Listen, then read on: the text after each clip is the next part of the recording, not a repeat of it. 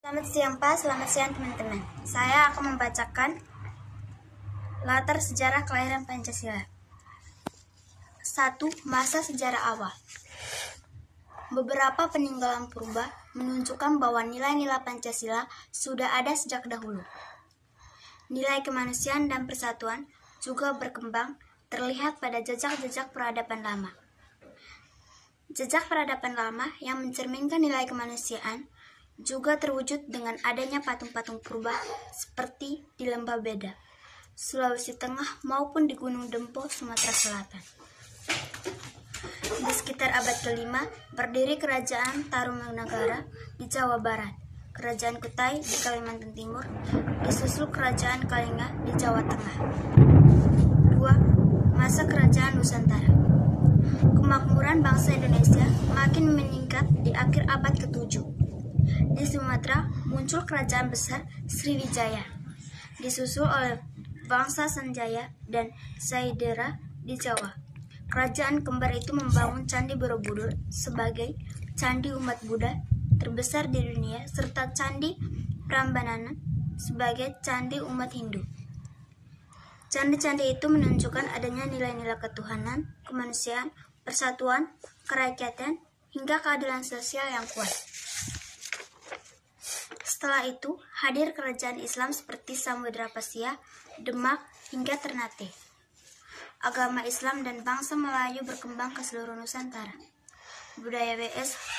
Rendra 1935-2009 menyebut zaman Dempak sebagai zaman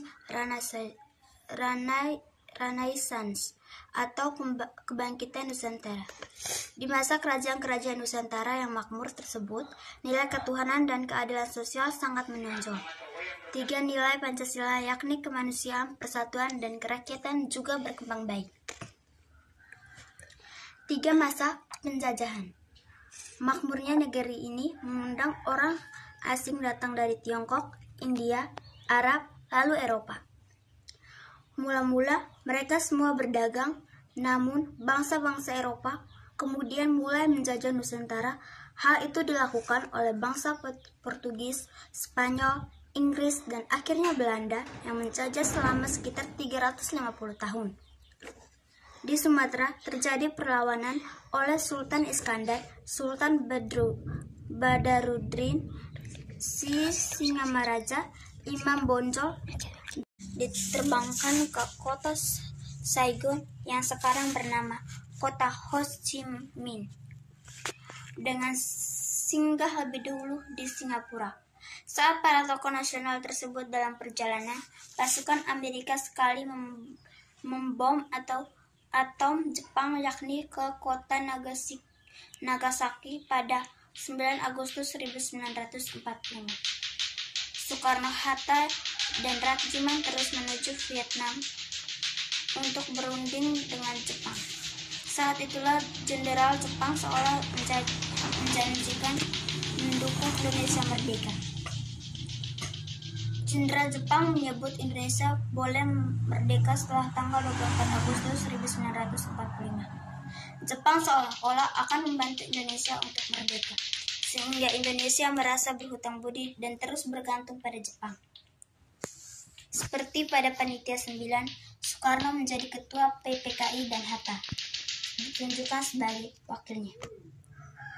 Maka tanggal 17 Agustus 1945, Soekarno-Hatta atas nama seluruh rakyat Indonesia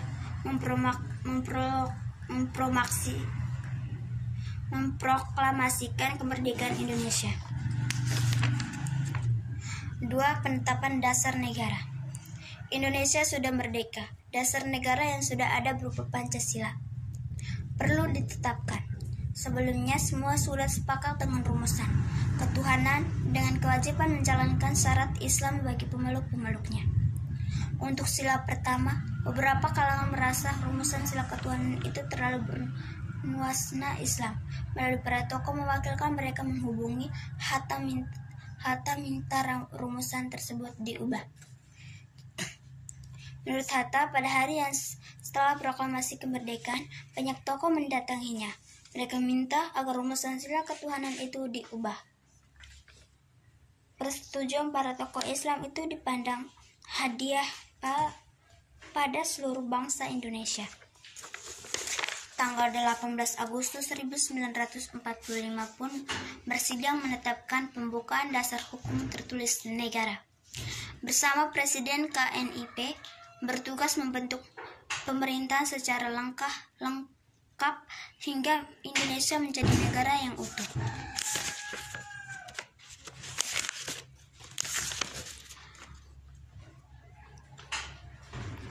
Itulah bab 1 yang saya bacakan.